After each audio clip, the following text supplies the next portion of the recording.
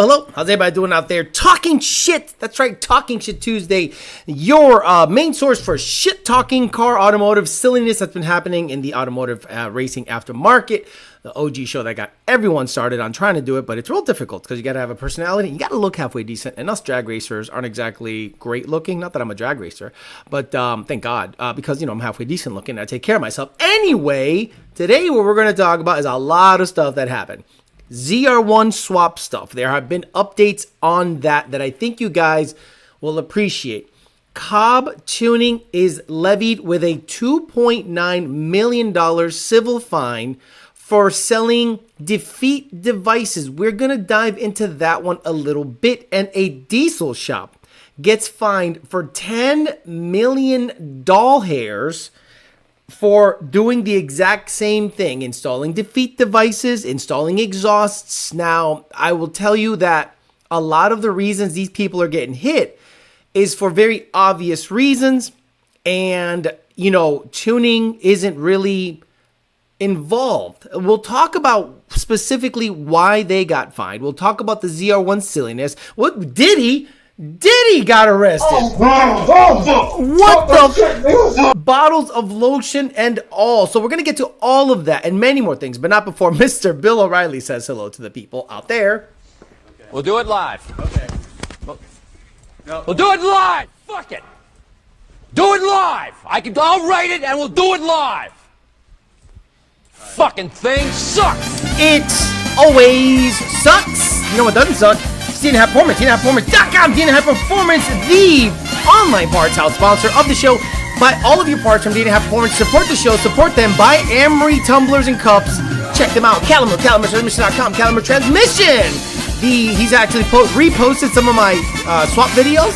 Now that the ZR1 also has a Ben Calimer built TR6060, it's going to be Coyote swap. We'll see how all that goes. Calimer transmission.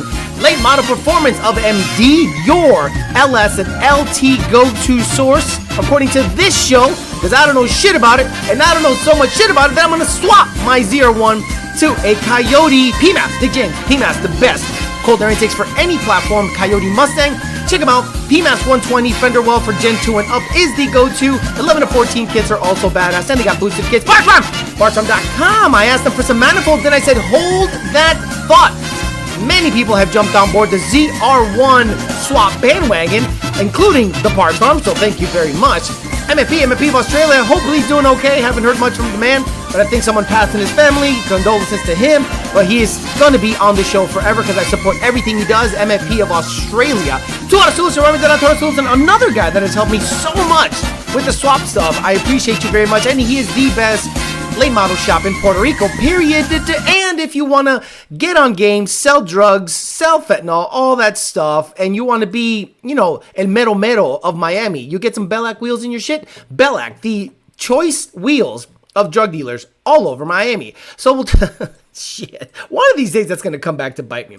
So we got people going on here. Andy Ali, one of on RTR. Nick, actually, before we do that, we're going to go to Ridge Print USA YDBT collection. That's right. You're going to go there, and what you're going to do is you're going to support the kid because now I have to swap this ZR1, and it's going to be a clean swap. So you're going to buy some Amory shirts. You're going to buy Hush Money shirts. You're going to buy sweaters. You're going to buy Amory long sleeve sweaters and hoodies. You're going to buy the high visibility construction shit. Buy them a little on the bigger side because they are tight in the shirt and arms. If you work out, if you don't work out, get a regular size and make sure it clears the belly. richprintsusa.com/YDBT. So we'll say hi to the people here, and then we'll get to talking about Cobb, ZR1 stuff, and everything that has happened in the last couple of days. Andy Ali, one of one RTR. Nick, good, says good evening. D-Rock Fox, Joe Swish, Leon Phillips, Stuart D. I'm Hung Solo, Bilovesh, Gallo Bravo, Monty Vavordi, Douche Did It, Cody Jones, Big Pops, Harley Gonzalez, CJM, Mark Christensen, TJ Sikorsky, Stuart D. D-Rock Fox, Gregory Ovich, EPA. So did he do it? Pito Chiquito, Dixon, Toby Cockring, El Verga Larga, EPA again, Arturo Mosillo, Sleepy Boy, Craig Walls, Mr. Yellow Bullet winner of the Warriors A-Class. Congratulations, sir. Thank you for being a consistent member here. Sleepy Boy, Bryson, Ants, Coyote, Eggs on Devil Dog, Samir wants to know what oil we use. Michael Rodriguez, Bryson Wick, Ken Phillips, Hung Solo, Greg, Garage Build, Coyote, RC Connection. God damn it, this thing flies so fast. past.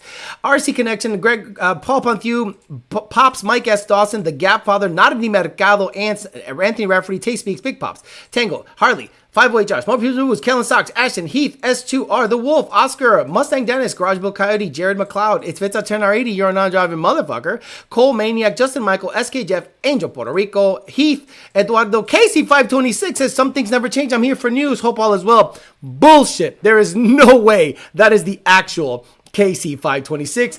Impossible. Impossible, because that profile picture never changed. Patty Pat Timmy, Clean Out of GT, send me $1,000 if it's really you. You know my PayPal. Send me $1,000 right now if it's really you. EPA Bender, Tony Dominguez, Phil Fez, Evil Horse, Lewis, Garrett, Wiley Coyote, John Lund in the house.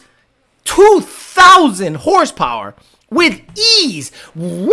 2,000 horsepower on a Coyote through a 6R80 and a stock computer. Shout out to John Lund. Do you know how difficult it is to put that together by yourself? That is, you guys have no idea the dedication he has to that car, to the build, to the process, to racing. And he did it all himself. So shout out to him. Jason, Zach, Connor, Deshaun, and all the usual suspects. Okay, let's talk about Cobb tuning getting hit by the EPA. We will read the article. It is from motor1.com. It's all over the place. Cooper Baghetti actually posted something. It's been all over the place. So we're going to read and decipher what the issue was. Cobb Tuning fined $2.9 million by the EPA over emissions defeat devices. The tuner company has agreed to also stop selling defeat devices and offer to buy back devices that don't comply with the Clean Air Act. Again, if you know how to read, stop selling defeat devices, meaning stop selling the tuner that has the options to turn off emissions items. That means they can sell tuners that don't have any user adjustable options, and to buy back the ones that were out there, aka, hey, give us back the tuner that shuts off shit. Nobody is going to return that. Popular tuning company Cobb Tuning Monday reached a settlement with the Environmental Protection Agency over its safe sale of defeat devices that allow customers to bypass emissions controls in their vehicles. The settlement will require the Texas-based firm to pay a penalty of $2,914,000 and conform to a slew of other rules that include offering buybacks to owners for non-conforming devices. The settlement stems from a lawsuit filed by the EPA back in 2022 over Cobb's sale of 81,000 tuning devices known as access ports that could reprogram a car's emissions controls performance metrics in just a few button presses. The suit also mentions Cobb's sale of about 8,400 aftermarket exhausts that either contained fewer three-way catalysts than original equipment manufacturer designed exhaust systems, or replaced the vehicle's three-way catalyst with aftermarket catalysts that are not effective as the OEM after treatment systems, according to the EPA. That right there, guys, if you know how to read, is massive. When you really learn how to read, they sold the exhaust designed that with the three-way catalyst aftermarket systems that are not as effective as the OEM. If you are an exhaust company, this is your warning. Start selling exhausts that meet the stock OEM efficiency requirements. Please do yourselves a favor. They're telling you right here what they're going after. By agreeing to the settlement, Cobb Tuning must stop manufacturing, selling, installing defeat devices of any kind. The EPA says the company can still sell access ports, but they must be covered by an executive order from Cobb demonstrating that the products do not increase emissions above allowable levels. Additionally, Cobb must also comply with a big list of orders from the EPA to ensure its non-conforming access ports disappear from the face of the earth. Here's a list of the full instructions, and you can read it here. Remove features, denial, warranty claims for device products, revise marketing materials, not sell or transfer any intellectual property, revise materials to strike any information, notify authorized dealers, notify Cobb Tuning officers, request that Cobb Tuning employees forfeit any aftermarket defeat devices, require Cobb Tuning to offer buyback devices, conduct a Clean Air Act compliance. Oh my effing Lord. And then they had their own press release saying, as a company, we take our emission stewardship seriously. Apparently, according to the EPA, you don't. And proactively addressed in real time each area of concern. The EPA identified with how some of the legacy products could be used in an unintended manner. President and CEO Jeff King said in a statement, we had to make difficult choices along the way regarding how to make the changes for the discontinued certain products that the EPA identified as concerning. We always focus our decision-making process on implementing changes in a way that best interests our enthusiasts, blah, blah, blah, blah, blah, blah, blah, blah, blah. So, What does this mean in layman's terms? Real simple. The EPA found that Cobb access ports had the ability to, in the device, that is a big one. In the device, I cannot go in here. Could never go in here, click a couple buttons and shut off O2s. Click a couple buttons and turn off adaptive. Click a couple buttons and make it richer. Nothing in the tuning hardware, software, whatever, allowed you to manipulate any emissions stuff. So according to their complaint, the Cobb access port did. I don't know this because this is a, let's just say, what is the name of not domestic, the opposite of domestic. I'm losing it.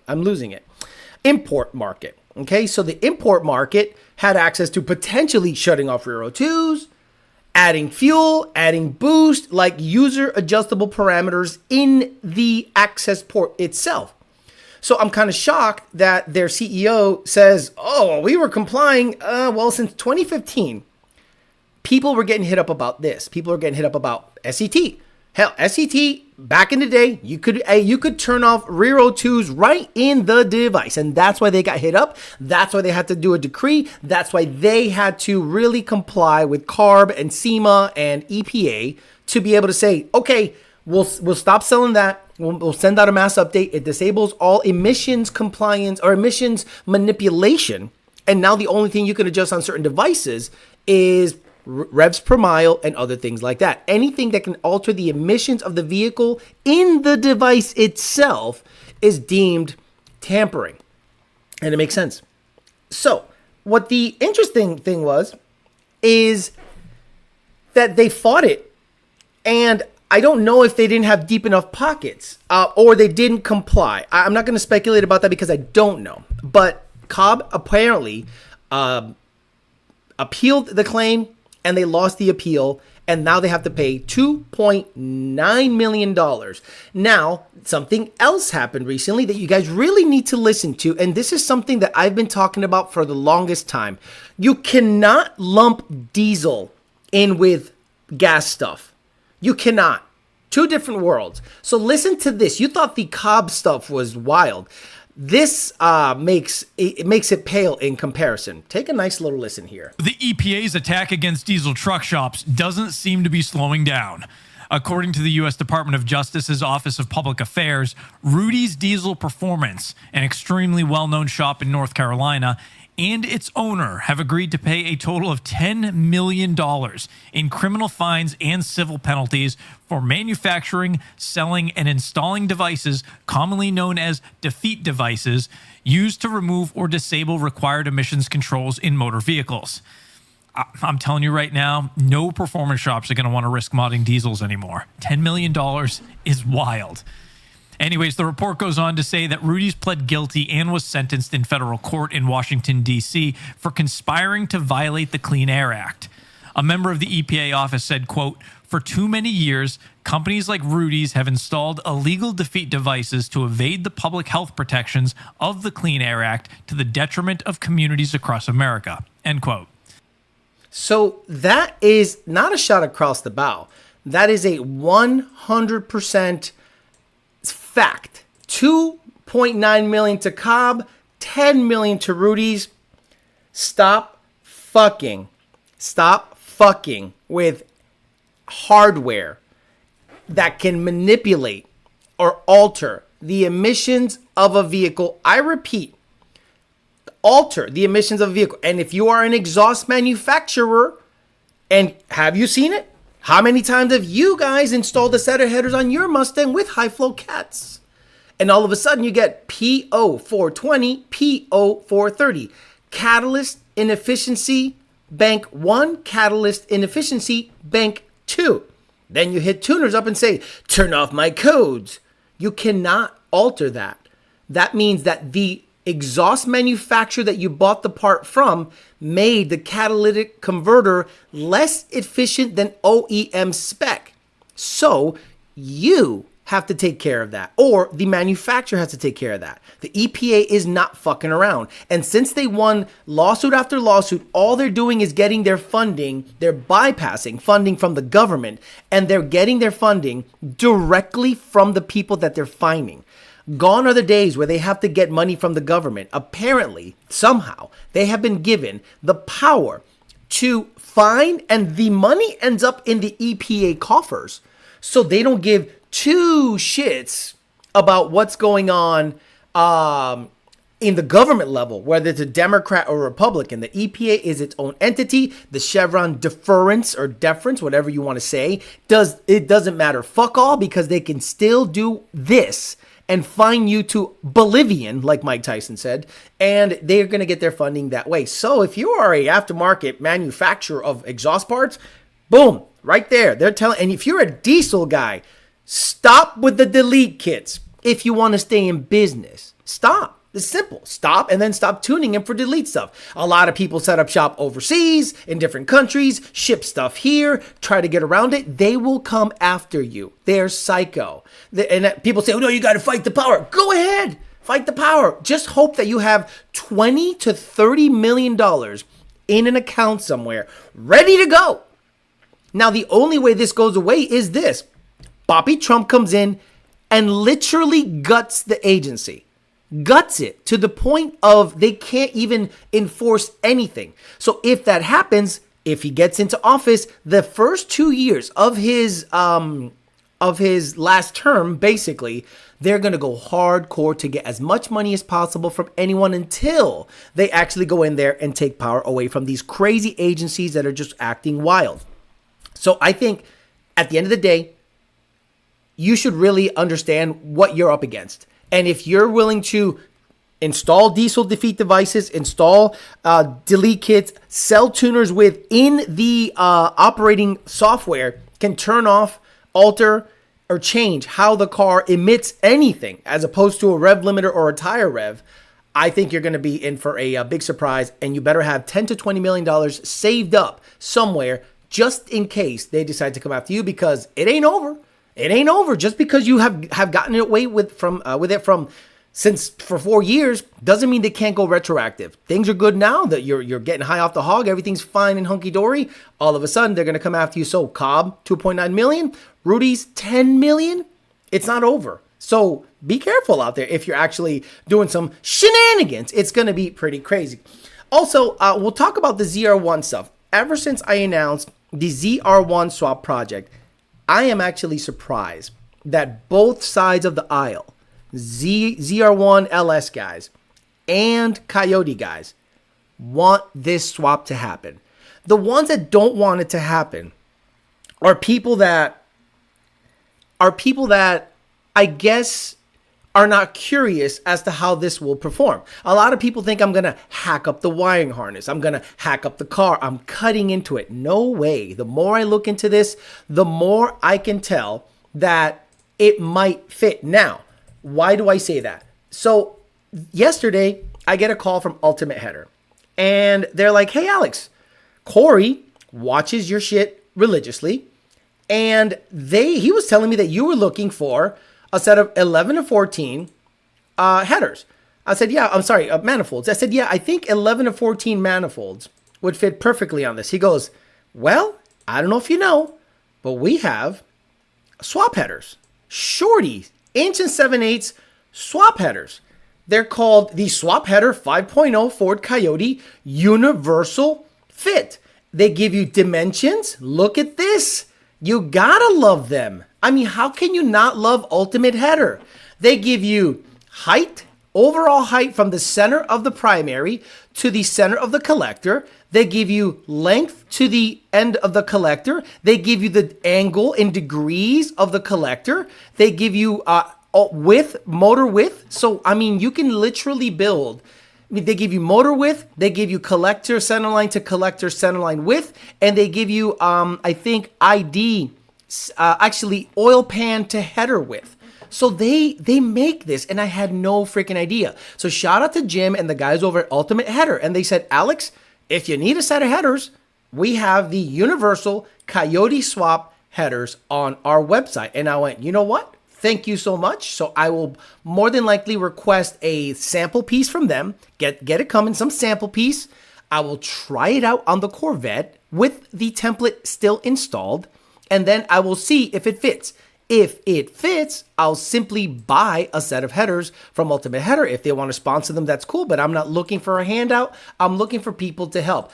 Also, somebody hit me up and said, some guys Coyote swapped a C7 Corvette, but they have not done anything in a couple of years. But one thing that they did notice, and this is an LS guy, I think, they actually did the work of figuring out the motor mount situation. This is amazing. This is such valuable information. This right here, this square bolt pattern in black, is the stock LS9 motor mount bolt pattern. The odd shaped one is the Coyote one. I don't know why. Oh, okay. And the odd shaped one is a Coyote one, and in orange or whatever light brown color is the bolt on the Coyote that would need to be made. Basically, the first two bolts line up perfectly and the angle lines up perfectly. You then have to make a plate that incorporates the stock LS9 motor mount and then incorporate the rest of the bolt patterns in it. But that means I can actually install the Coyote temporarily with right here, the stock LS9 motor mount. This is the stock LS9 motor mount. This is a GT500 motor mount that has the first two bolts have a similar pattern, and they have a similar angle of attack. See, they have a similar angle of attack, and everything kind of sets in the right place. So I think the next couple of videos is going to be me using the stock LS9 motor mounts in the Coyote template and see if it bolts up anywhere. Bolt it down to the actual location and see how far that puts the bell housing face to the motor face. And if it's within like a half an inch or a quarter inch, I can then gain some room by slotting or gain some room by making this bolt hole slotted, bigger, whatever I need to do, or I can actually build in the offset. I've already talked to Jake. I've already talked to people. I've already even talked to wiring people. That's right. The guy that did Rob Dom's Corvette that's supposedly rotary that you guys told me about, I think hit me up on Instagram.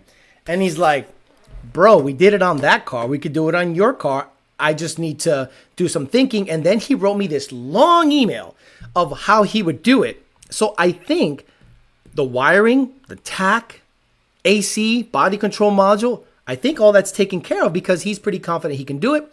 On the mechanical side of things, I think Jake can build a motor mount, and Ultimate Header makes the swap header. I think that will fit. So it is an amazing thing, to be honest with you. I'm kind of flattered by it that everyone seems to be for this project.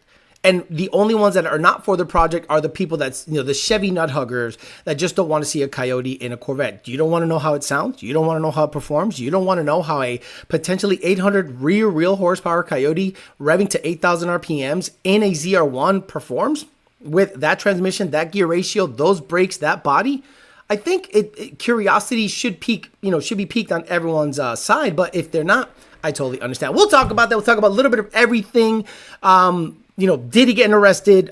We got Coyote motor mounts. Also, finally, this is another thing that someone sent me that I had to talk about. Remember when the motor craziness was happening with my Trinity that I said that everything should be keyed. Everything on planet Earth should be keyed. Double keyed. If there's a Woodruff key, use it. If it has a big crank, double key it. Do not rely on a bolt or a press fit to keep everything in check, especially timing mechanisms.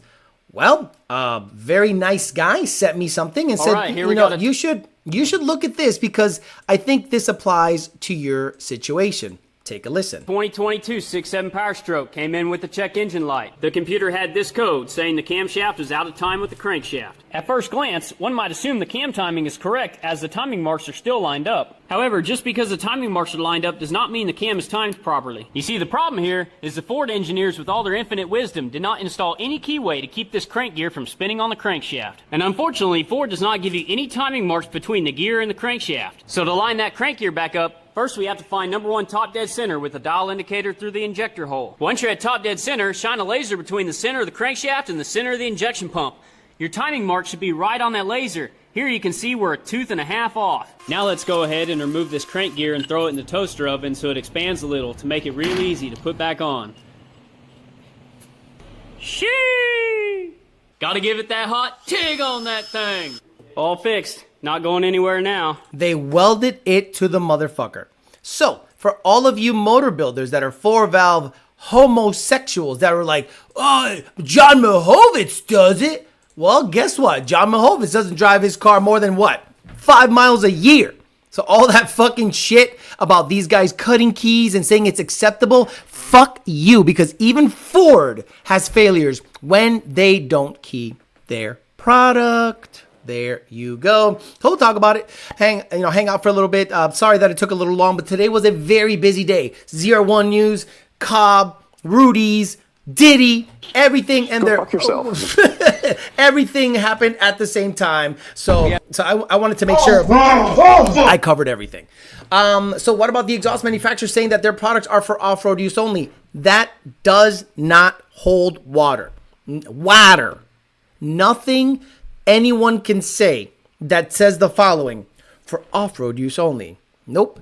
If you, on your website, take in an order and it is for a emissions vehicle, if you have, let's say on your website, headers for 15 to 17 Mustangs, inch and 7/8, catted, then you put that in your bone stock Mustang that has a Ford tune. When you install it and run it for about 10 to 15 miles, it will throw a P0430, P0420. Inefficiency, system catalyst inefficiency over threshold. Bank 1, bank 2. So, if the guy goes, well, it's for off-road use only. No, it's made for a car that came with emissions requirements from the factory, and your parts must meet that. If you're like, well, the tuner has to tune it. Okay, so can these companies tell me what the tuner has to do in the tune to, number 1, stay emissions compliant, and number 2, not have the lights come on, and when you scan it, that it doesn't come up? Nothing. Because the moment you go in there and alter the efficiency threshold for the OEM catalyst system, you are now altering emissions components. So the last thing you want to do is get everybody in trouble. So based on what Cobb said in their decree, and based on what happened at Rudy's, 2.9 million, 10 million, you can make the leap that if the EPA is going to be thwarted by funding, that they'll be more aggressive so they can actually fund their operation. But Alex, I didn't remove the key. I just made it bigger. Don't lump all 4-valve owners with Mr. Yellow Tool himself. I get it. Alex, you were the other day. Alex, were you there the other day to protect Bobby Trump from the assassin? That happened right next to where I used to live. I used to live in a place called Turtle Cove. Turtle Cove is right next to Trump International Golf Course. Trump International Golf Course, you can walk along the perimeter up against the bushes and see people play golf. Wild. I think those days are over. George Act says non-engine builders are all for cutting keyways. Been building. Here we go. Been building edges for years, and you have to make tolerances exact. You have to make sure timing events are certain. Okay, sorry. You said it correctly. Non-engine builders are all for cutting keyways. Thank you. I appreciate that. I read it wrong. Been building edges for years, and you have to have tolerances exact. You have to make sure timing events are certain. Exactly. So imagine you cut the key on any car, and then you make the key weigh and the key less effective because you've effectively taken out material. Now you've created slack. You dial in your cams. You ram the bolt into its preferred spec. Which spec are you using? Now that's altered. And then, do you then run the car for like 10 miles, take the motor out, then check the cam timing again? No. And GT500s don't report cam timing. They report a cam to crank correlation, but they don't report cam timing.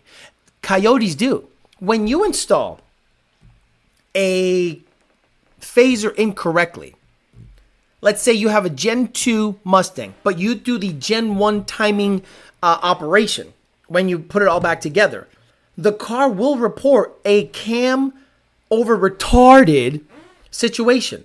And it'll show exhaust cams off bank to bank and intake cams off bank to bank. On GT500s, they don't. So what happens is that slack in the keyway could be just a couple of degrees. No big deal.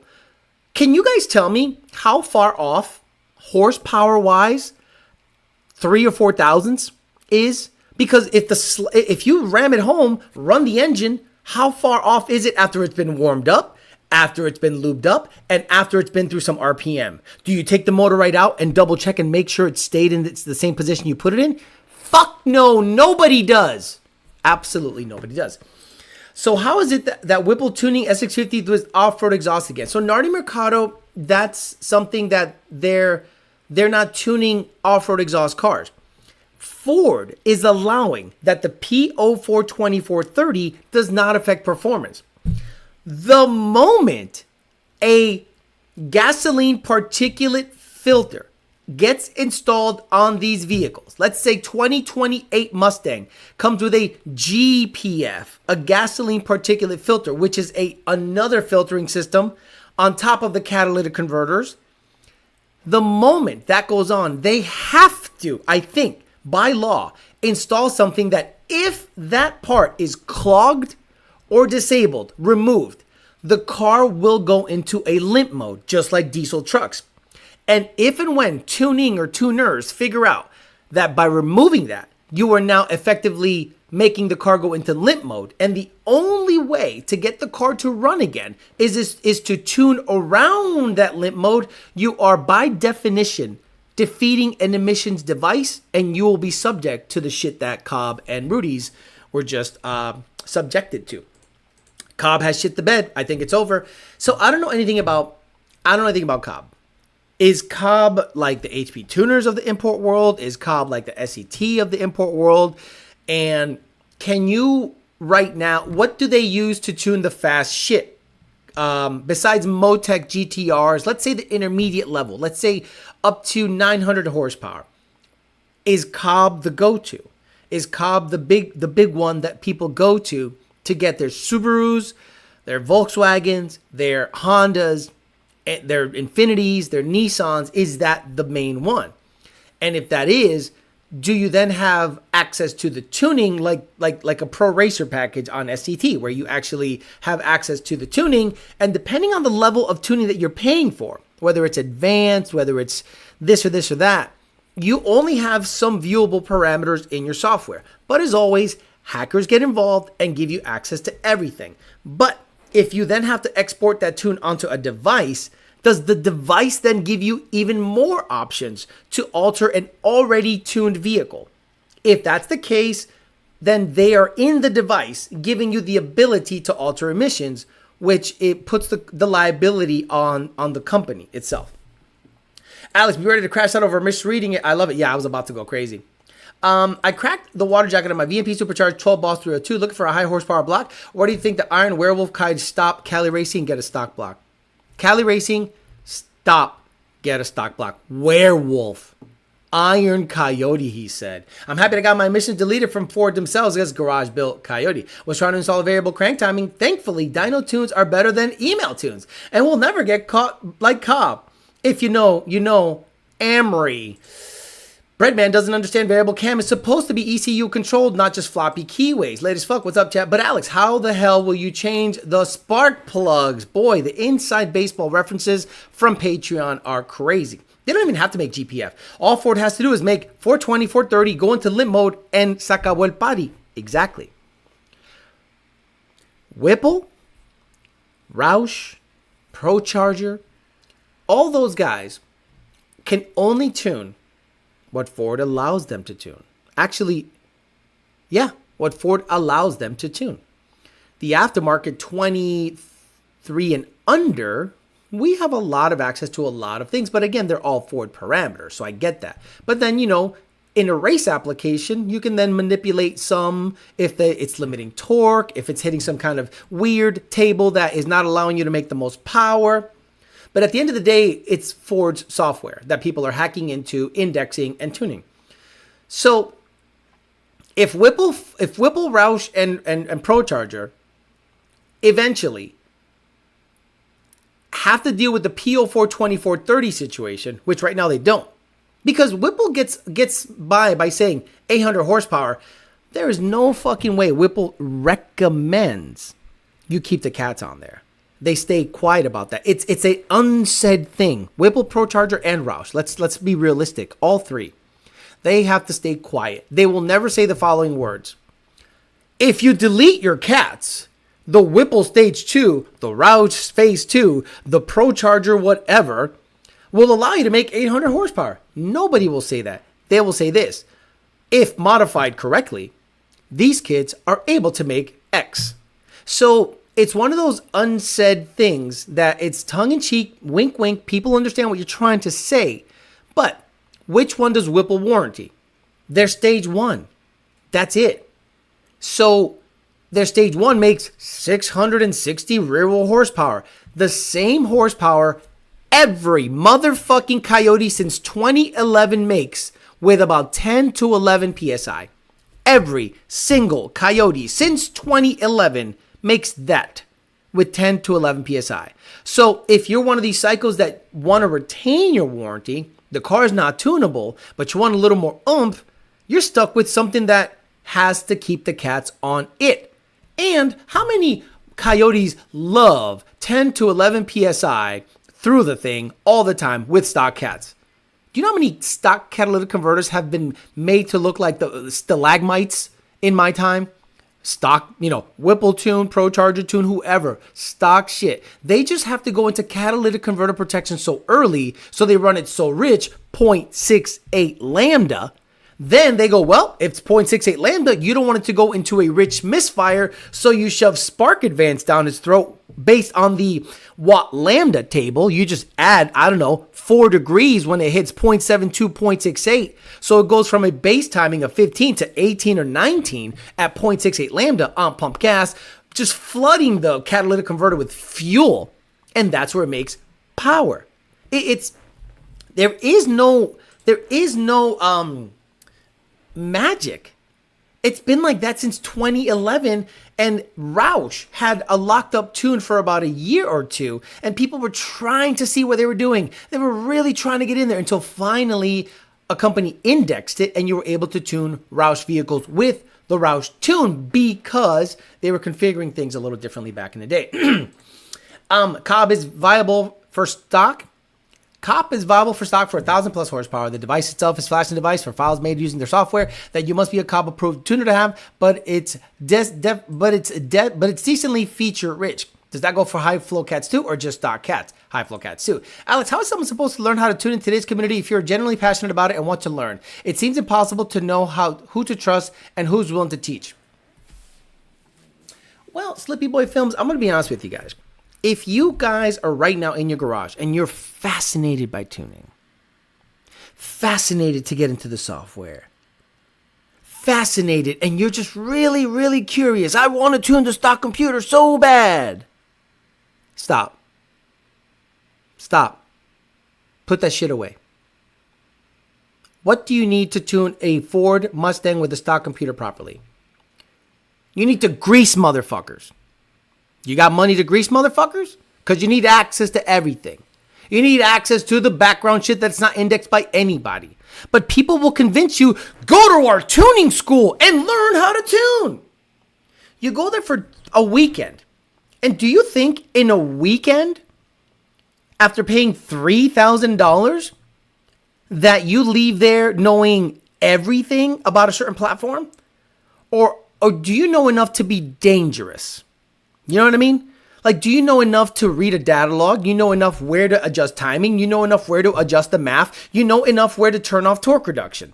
But do you know what that causes later on and the issues? And it only comes with experience. I've been doing it for almost 10 years. And I'll tell you, there are things I can spot in a data log that no tuning school on the planet can teach you on a weekend or in a week or in a fucking month.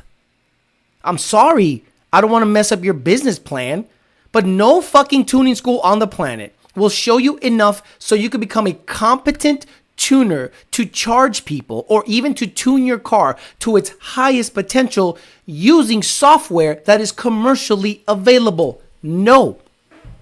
You want to learn how to tune? Wire your shit up for Holly. Wire your shit up for Fuel Tech and take one of their classes. I mean, it's easier. You can not even give a fuck about variable cam timing because let's be honest, to tune Coyotes properly is insanely difficult. This is what should set off alarm bells. When a shop or a person has never tuned a Coyote, has never tuned, and all of a sudden is responsible within a year of tuning 8-second Coyotes, big red flag, huge. Oh no, I just really picked it up really easily. Oh really?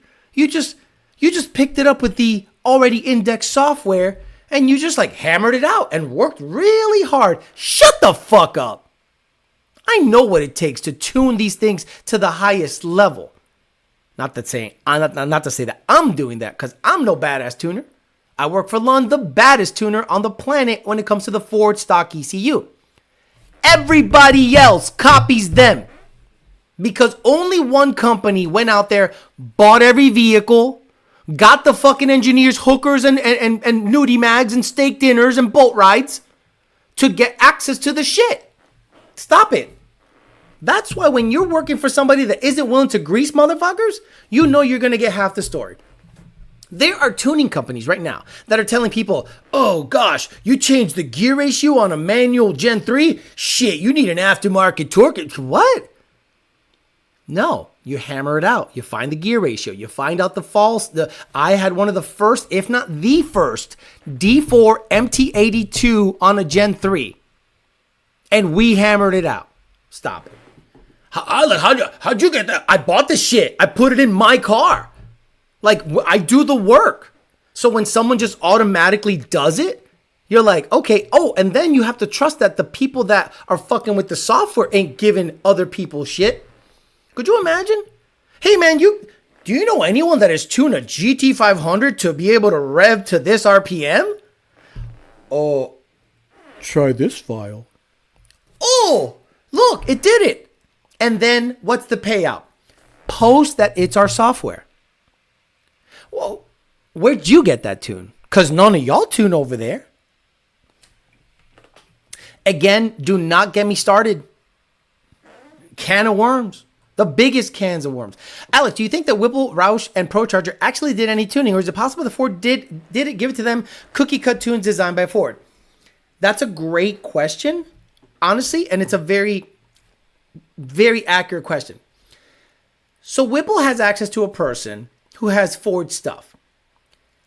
Roush has access to Ford. Magnuson has access to Ford.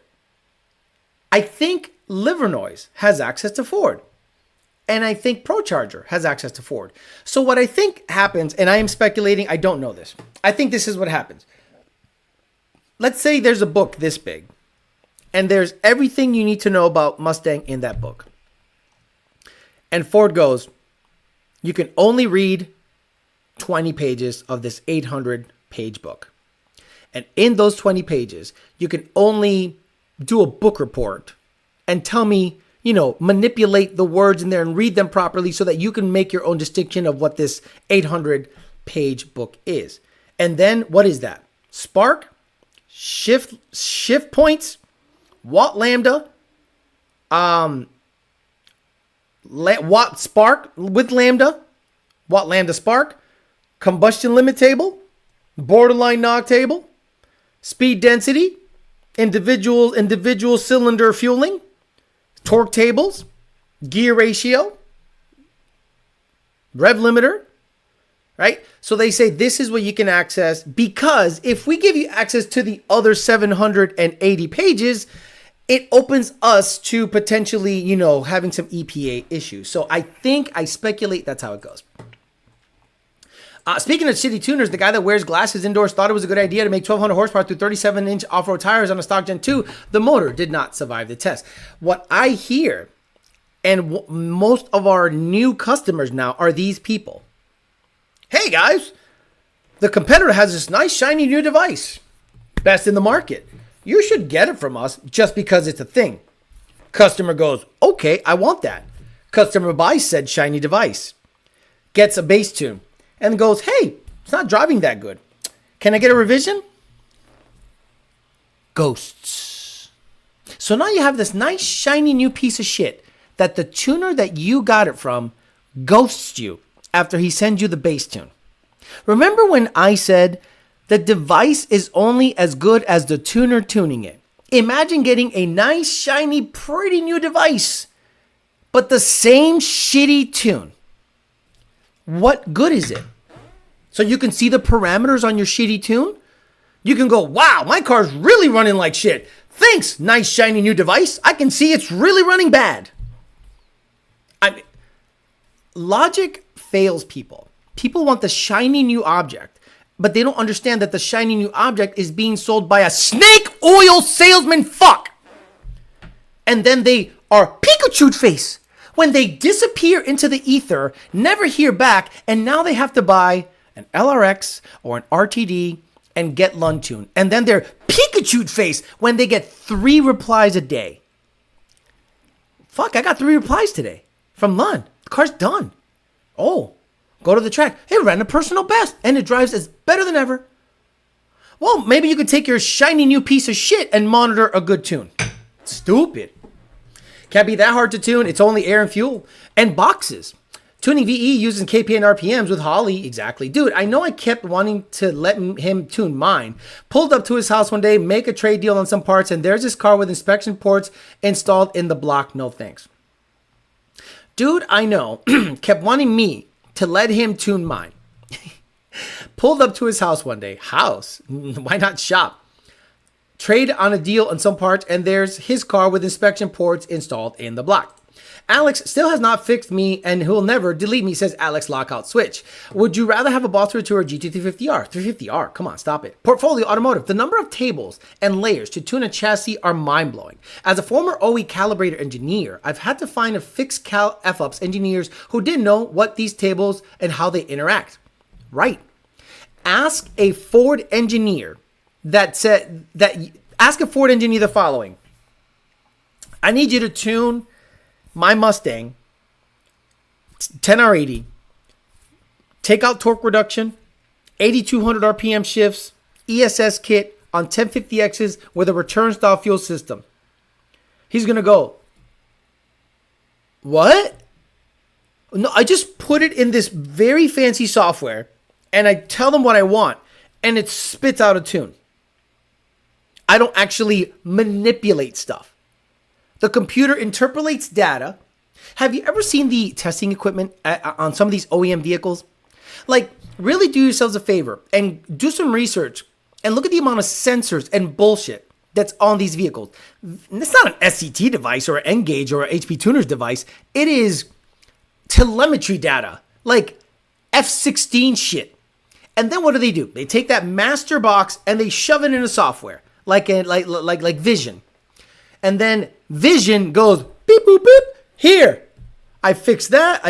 You tell them what, and it just spits out, and you export it and shove it in a car and go drive it. Why do you think Ford tells these guys just to drive the car? Hey, go drive it. That's why you see the GTD all over Detroit. You see new cars camoed up. They're camoed up because they're doing road testing and calibrating, real live hardcore data logging. And then when they come back, they go, let's look at the data, throw it in the computer, and all it's doing, it's interpolating what it sees, making corrections, throwing it back. Now, tell that same engineer, 1050X's, return style fuel system, 100 millimeter MAF curve, E85, turn off torque reduction, 8,200 RPM shifts. I dare any engineer level tuner from Ford to tune anything ever faster than any competent aftermarket tuner. They will tell you that they're badass. They'll tell you that I have an engineering degree. How dare you? Shut up. Billy Bob with a Holly can push your shit in. Billy Bob with a Holly, a plumb bob, bar angle, and some 45-pound plates from Crunch Fitness can fuck your shit up at a track. Engineer wouldn't even know where to start. Alex, I have a 5010R F-150, 73,000 miles. What should I service or be on the lookout for? If you don't have any issues, Cesar, déjalo quieto. Leave it alone. Interpolates data. Casey, go back to eating your feelings. Is she still talking that shit? Send me $1,000. If you're really Casey, send me $1,000 fucking dollars. Mustang Lifestyles Greasy, does that count? Stop it. Hey, that boy ain't no tuner, bro. That boy paid somebody to tell him how to export a tune. Then they ratted on him. Bro, fucked up shit. Sounds like they're tuning Chat GPT. I wish I could listen to this man rant for hours. Hope all is well, Theo. Thank you, Koyobra Suzra. What the fuck? I hope Tony's grabbing the aspirin bottle. Peep Smoke Tech says 526 is hopeful yet again like the old days. Look, you want some of this dick? You know where I'm at. What, did you break up with your man? You know my number. Come get this bitch up. No, she ain't gonna get no bitch up. Renee says, only issue I've had with Lund is that I've tried submitting a ticket for rough shifting, but they just closed them. I don't know if there's an issue with my 6R80, but they haven't made the shift smooth. Renee, let me ask you a question. Why did you get a tune in the first place? Why did you get a tune in the first place? Answer me that question, and then I'll see what your thought process is like. Ignacio says, what's up, Amory? Rest in peace, the Cobb switch to shut off O2s. I didn't know that. I had no idea Cobb had access to the O2s in the device. That is crazy. Experience is better than a degree. A Holly can shut off O2s. No.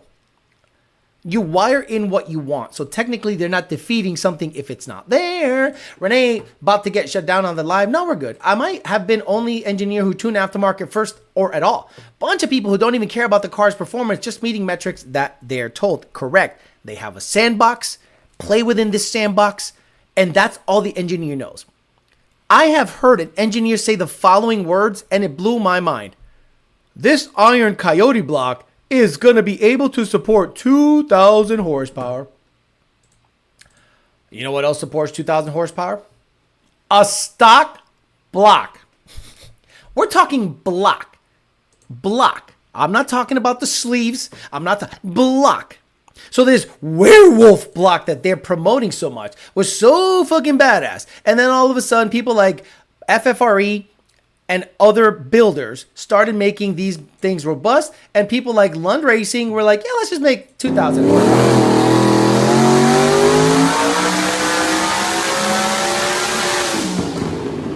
Hey, senior, I love you. The next time you make a poll, I love you, I love you, I love you. Put on a fire suit, put on a helmet. I love you, I love you, I love you. I'm not trying to criticize. I love you. I want you around for a very long time.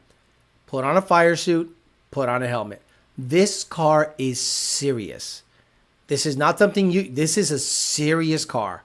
Gotta have a fire suit, gotta have the shoes, gotta have the helmet. I know it sounds gay and it's really hot in that bay, but man.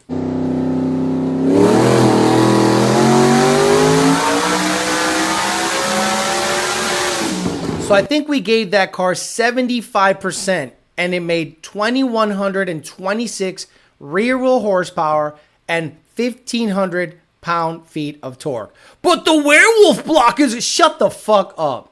These engineers don't know a goddamn thing, bro.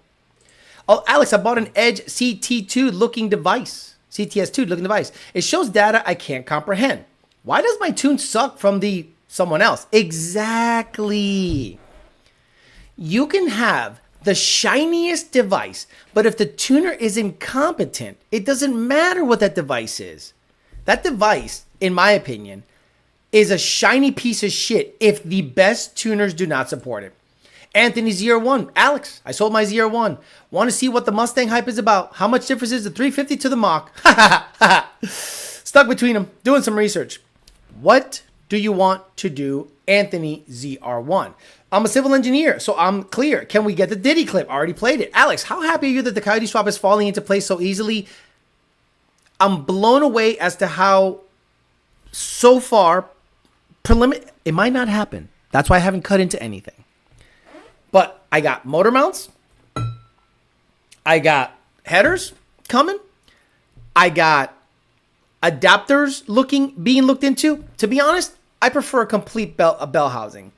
I don't want to do an adapter on the motor and a adapter on the crank to space out the clutch, the adapter spacing. Nope.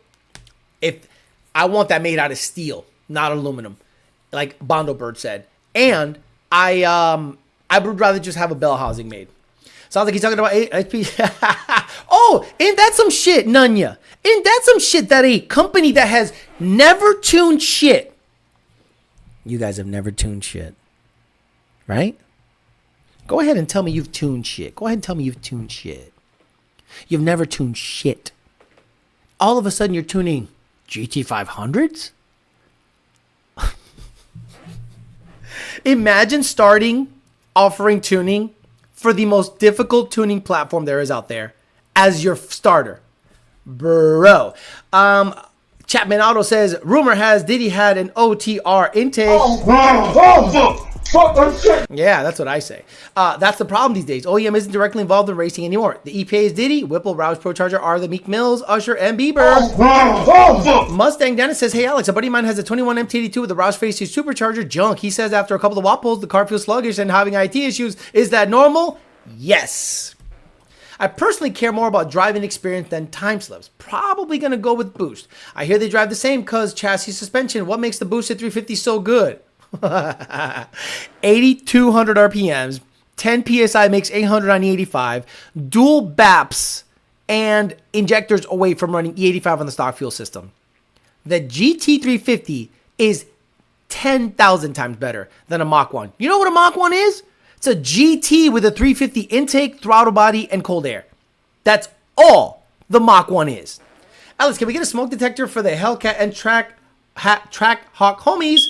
Diddy Secret Camera says, hello, like in the stream, catch a replay later at work. Can anyone remember the shit between someone else and someone else back in the day? It was around, who cares? Well, rehashing old shit that don't matter no more. Native Shift said, yeah, definitely a fire suit and helmet. We do that at Fuel Tech when we dyno cars, says Native Shift. Y'all should look into sponsoring the kid for some Fuel Tech stuff. At this point, let's go. I'm waiting for blower stuff. Haven't heard because there's some weird stuff in the background. So I think I'm just going to get a Department of Boost lower kit, like a 1,000 horsepower kit or whatever they have. And the drive kit, the problem is the drive kit is only 8 rib. So I need 10 rib. So I don't know. We'll see. Going to be the only John Lund tuned ZR1. Yeah, exactly. I tuned a carb, says 97 Outlaw. Good evening, gentlemen. The only thing that OTR is Meek Mill with DD right behind him. PK Auto Design. What's up, Mr. Alex? Finally catching in line. Wanted to swing in and say hello. Hope all is well.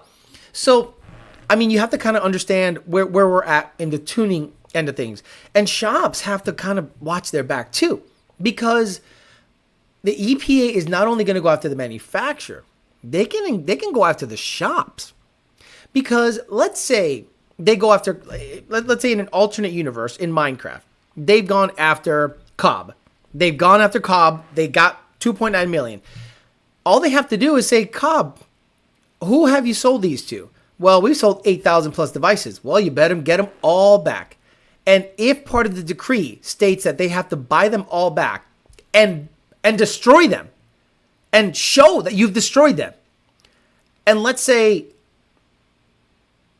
customers that have bought the access port and haven't gotten it, will not return it. How many of you that have an access port will return it, knowing that you can shut off O2s? None of you. I know a guy that sent me a screenshot of an old, I'm not going to say the name of the company, but it's like super cool. That had O2s on, off in the menu. And I went, whoa, crazy stuff. Now, Voodoo in the ZR1 will be King Daddy, everything no Kellen stocks. Incorrect. A crossplane Coyote is better because the gear ratio in the Corvette, especially first gear, you need as much torque as you can make. And one thing the Voodoo severely lacks in is torque.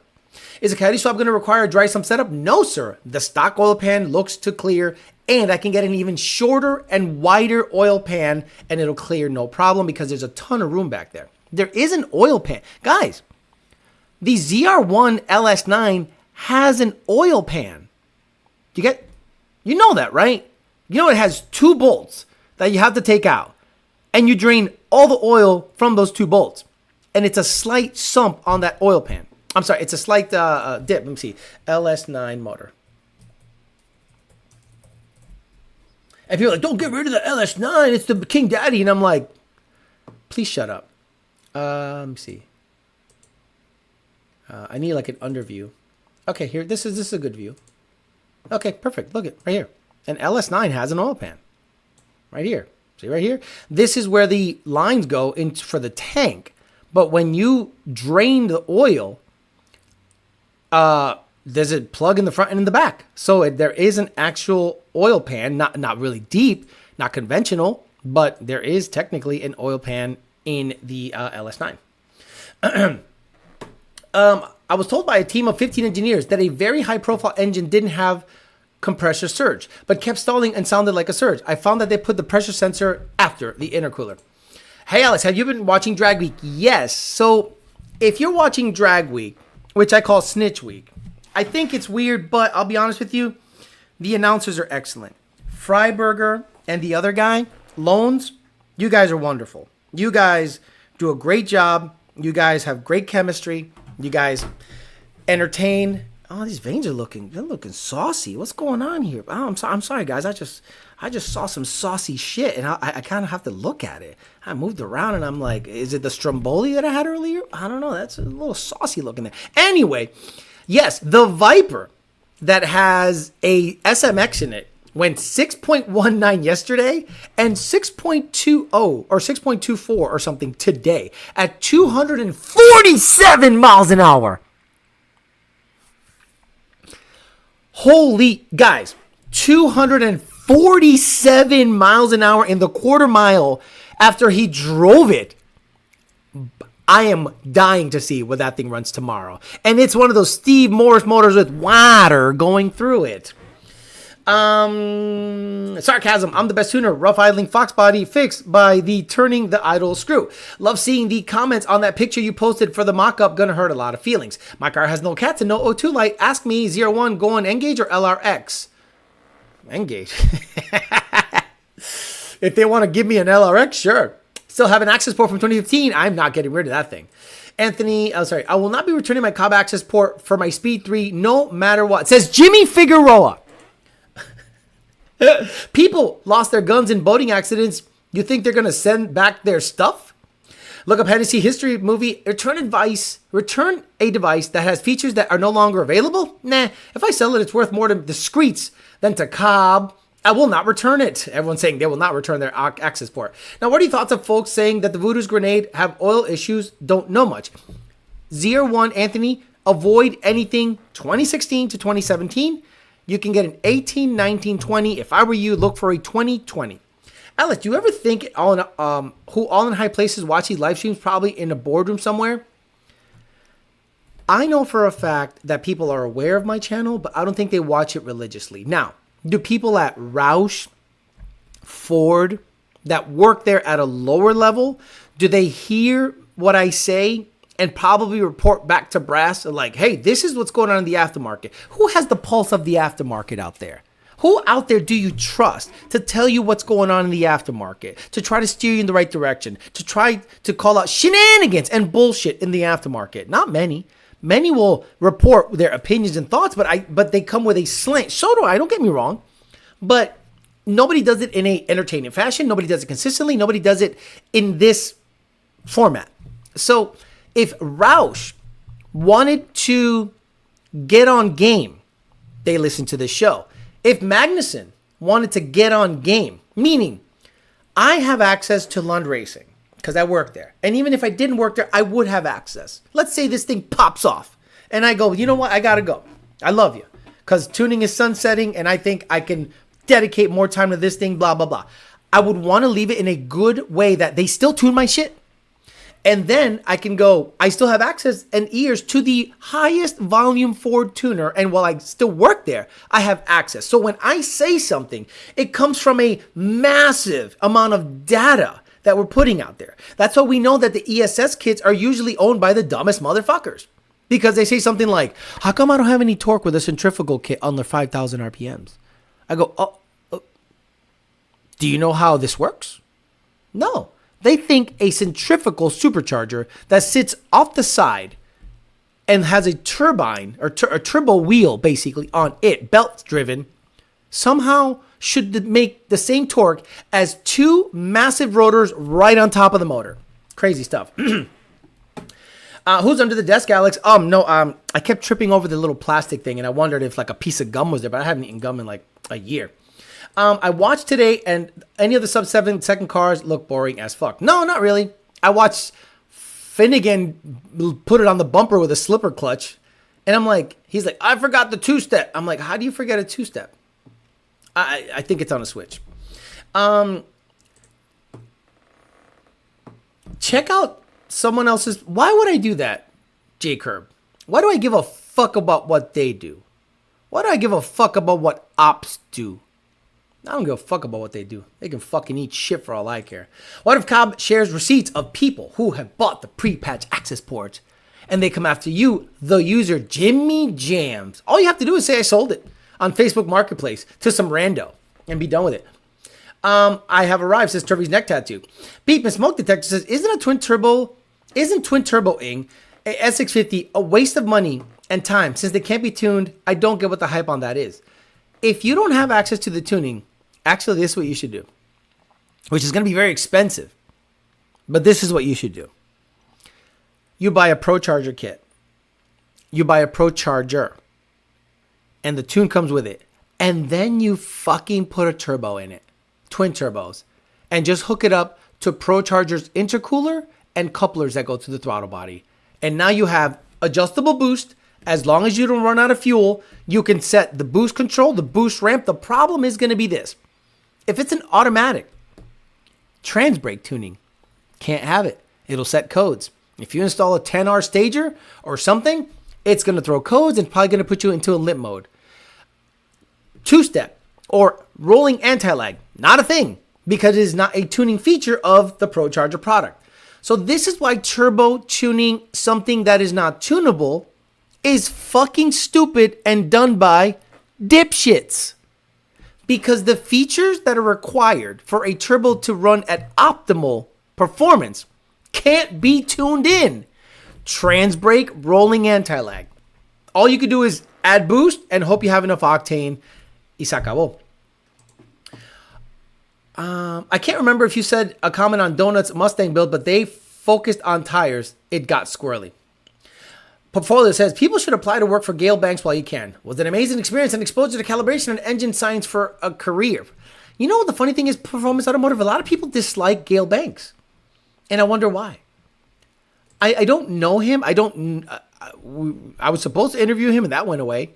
So I wondered what happened with that interview, but Gale Banks, I'm a huge fan. I think he speaks a certain way that I think it is easy to digest.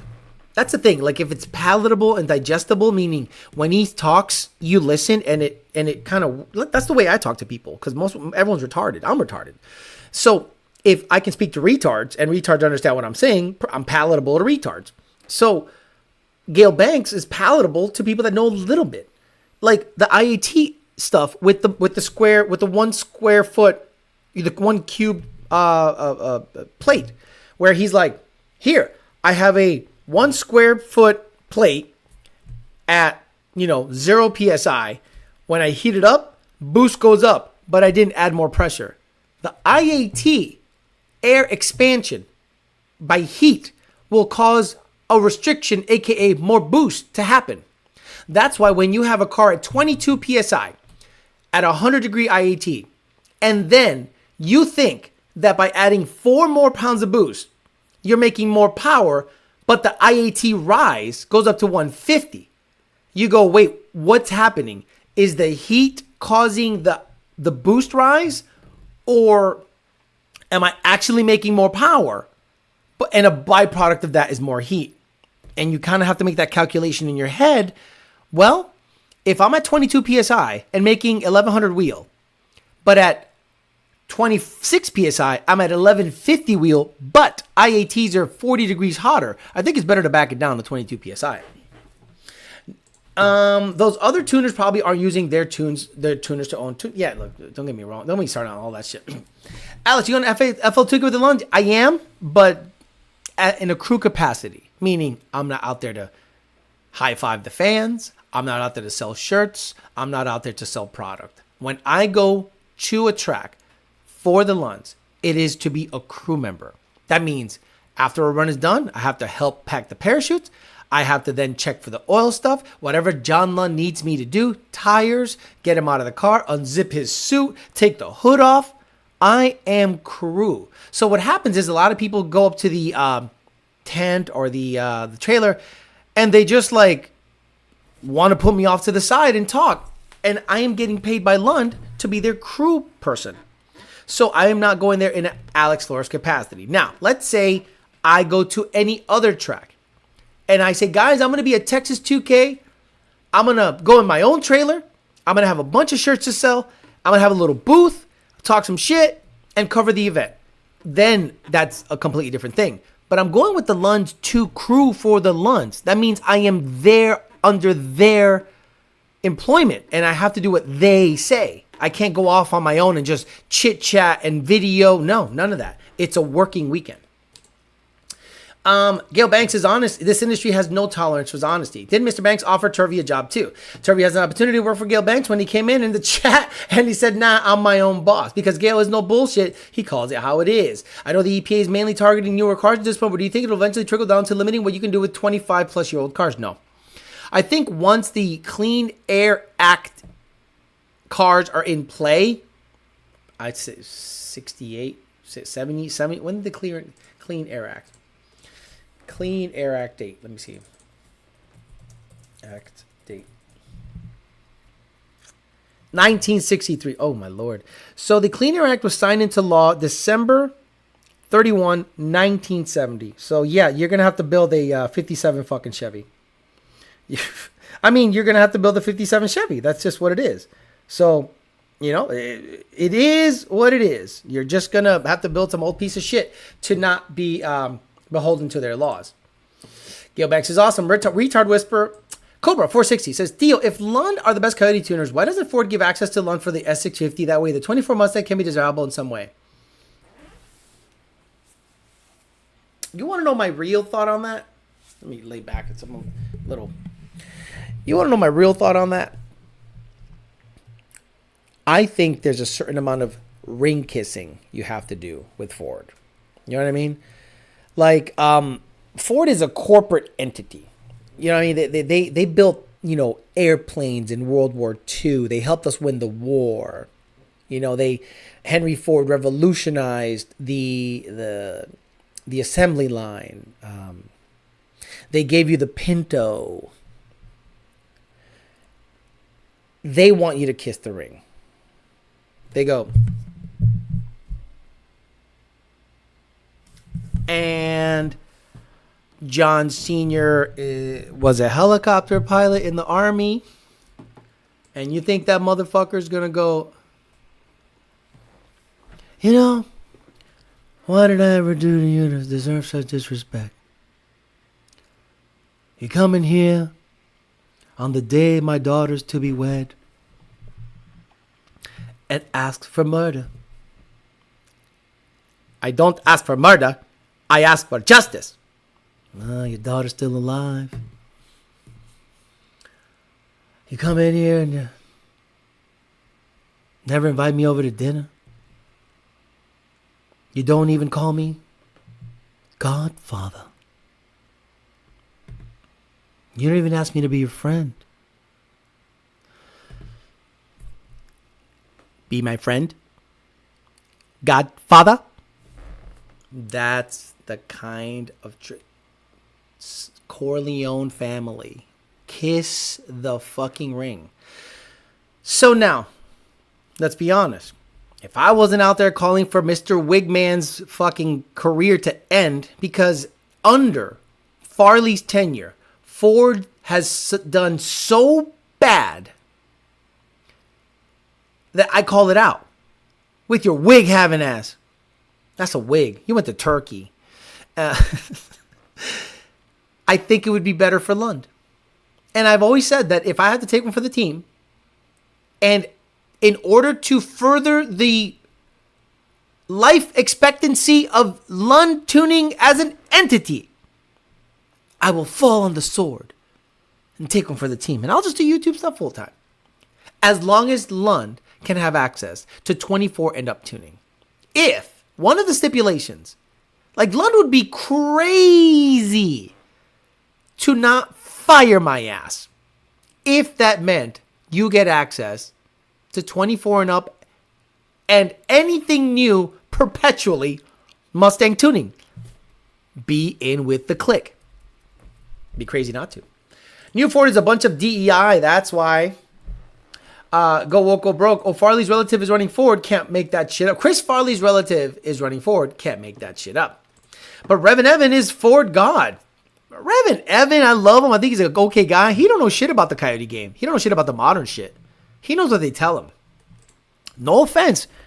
Evan, come on. You and I both know when it comes to Coyote stuff, pales in comparison to what I know, right?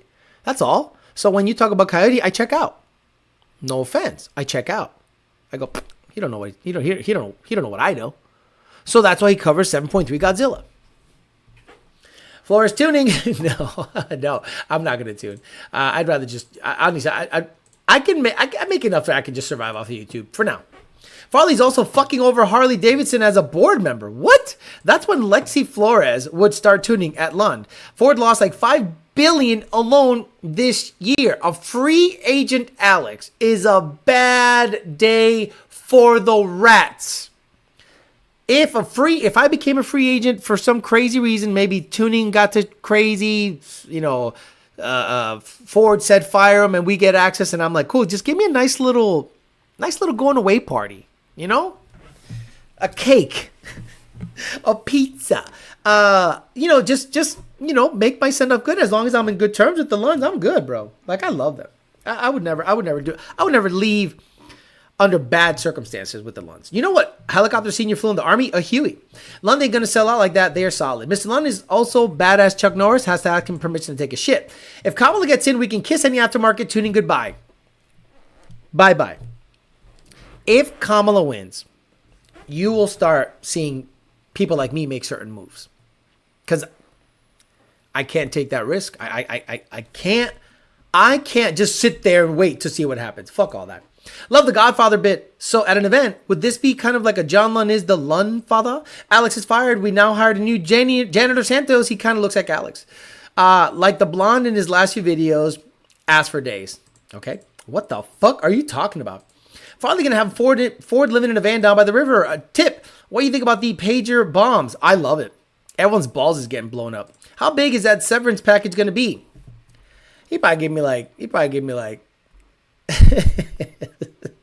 So let's say in Minecraft, the Ford comes up to John and says, I heard the other day that Alex has mentioned potentially leaving Lund Racing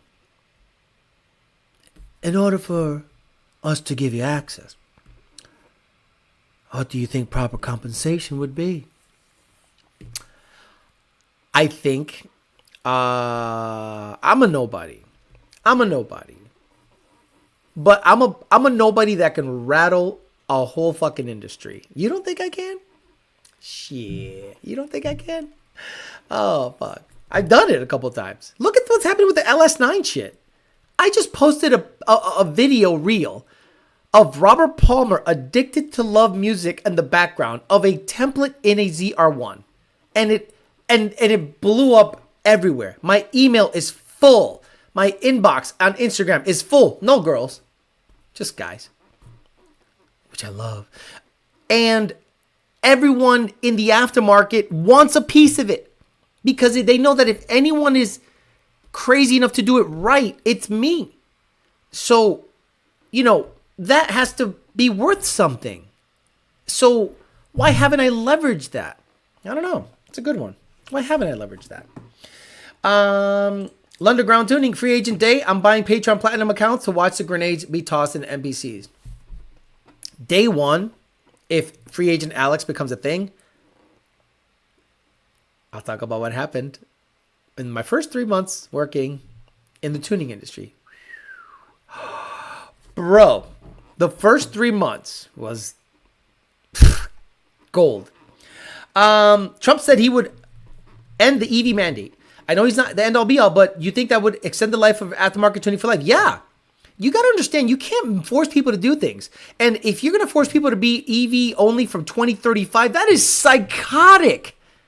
So, that's not that's only 9 years, 10 years, 11 years. No way only electric cars can be made up in 2035. Everyone should have options. So we need him to get in there and shut that shit down, because it's the proverbial end of the US as you know it if you allow a fucking retard to get into office. We already have a retard. How have the last 4 years been for you, huh? How's that bank account looking, huh? How's that 401k looking, huh? How the gas prices looking? How's the interest rates looking? How's the insurance looking, huh? 12 out of the last 16 years have been Democrat run. And you're saying that 4 years of Trump fucked everything up? Get the fuck out of my face. Get the fuck out of here. By the way, Canelo beat the shit out of Berlanga. Get the fuck out of here. Because I'm gonna fuck you out right now, motherfucker. Or did that? He tried to steal money, and he's a fucking asshole. That's what I say. He's a fucking asshole. He tried to keep the attention for him, not for Munguia. He's a fucking asshole. He steals his fighters. That's what he do. Fucking pussy. Motherfucker. All right. Everyone, I'm here for you too, motherfucker. Wait, where was it? So one of the funniest things I saw was on Instagram where code red 50 code red 50 code red 5.0 5.0 code red Eric Vega? Yeah, Eric Vega? Is your story still there? Oh, no. Oh, here it is. Bro, this is the funniest thing, because chingada in my thought process is like fucking. Pero chingada can be like a beatdown. So 50 code red, follow him. 50 code red, ESS stick car that runs in the 9s. He posted this and it made me laugh so fucking hard. Me gusta eso, sí. Wait, do it again. Chinga de tu vida te voy a dar. Me gusta eso, sí. La chinga de tu vida te voy a dar. La chinga de tu vida te voy a dar. ¡Pam, pam, pam! La chinga de tu vida te voy a dar. Me gusta eso, sí. ¡Qué cabrón! I love that shit, bro. La chinga de tu vida te voy a dar. There are just certain words that Mexicans say that just hit right. And la chingada, mamadas, no mames. I have fakos all in my IG messages. What's your thoughts on keeping FAOSC when using aftermarket downpipes and high flow cats? Should it be left on? So for aft O2 control, for aft, you shouldn't have to turn anything off. Let's think about that, Preston.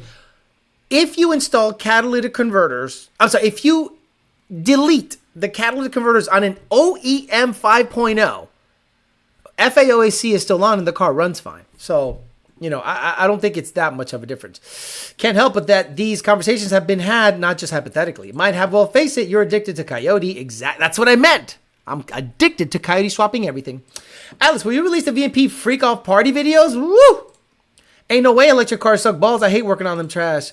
Ain't no way, comma, electric cars suck balls, comma, I hate working on them cars. What, you want me to read exactly what you wrote? Ain't no way electric cars suck balls. Commas are very important. I live in the acreage, and remember when I could get E85 for $2 under Trump? It's basically $4 right now at the Sunoco off of 441 near the taco joint, right? Where's that taco joint? You're next to something Anthony the Baker or something the Baker Pizza. That place is all right. I don't know what that guy said, but I'm pretty sure it was awesome. La chinga de tu vida te voy a dar. Bam, bam, bam. And then he started slapping his dick. Oh, bro, it was the funniest fucking thing. What about torta? Torta's great because torta's food, but torta's also a fat Mexican girl. Free agent Alice would cause some tuners to close up shop. Bet me. I feel like there's some dirt in that bag, boy. But again, you got to understand, like, I can't go out there and just let it all hang out, so to speak. I can't go out there and be like, well, you know what happened with this guy? No, because I'll keep that shit in the bag. Because the moment, okay, the best thing that could happen to any of my ops is that I stay working for Lund Racing. Because there is a slight filtering that I do to protect them. I don't want them catching smoke that shouldn't be caught. But free agent Alex can say whatever the fuck he wants because he doesn't speak for anybody but himself. But because the way you guys see it, you saw what happened? If I wear a Lund hat, people, cross-dressing homos that own parts companies call my boss and say he's wearing a Lund hat and he's saying these things. That means he's representing Lund. John goes, fuck you. And I appreciate that. But the fact that people can make that connection, you know, I filter some of the things I say. So, free agent Alex, no filter. Grammar lessons 2, Cuban pizza. Cuban pizza. Stop it with the Cuban pizza. Ain't no way electric cars suck. ... I hate working on that trash. There you go. Why are you snitching on the gas prices, brother? $2.25 for 85 in Michigan. Elotes. I pay $2.85 for $2.85 for E85 in El Paso. Okay, so there is a racetrack Congress E85 price. It won't say, will it? No, it won't say. Regular's $320, premium's $390, diesel is $340 at that racetrack. But it won't. Gas Buddy? Maybe Gas Buddy? It doesn't say E85 price. Let me see. Oh, yes, it does. Look at that. Right here. Racetrack gas station, Congress, and Investment Lane in Riviera Beach.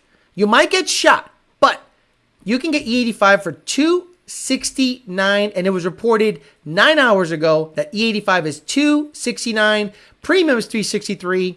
That can go down to $128 under Trump, and this can go down to $250 under Trump. Fucking vote Trump. Stop with the bullshit, especially if you're in the car game. If you're in the car game and you don't vote Trump, you suck dick. Deep throat. Been away from here for a while, says Nickel G Racing. So no tuning available for 24 GT? Yes, no tuning available. Only a select few have access. As of now, it is Procharger, it is Whipple, it is Roush.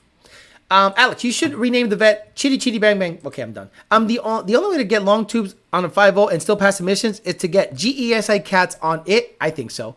Assuming high flow cats will still throw P420, 430 codes. I agree.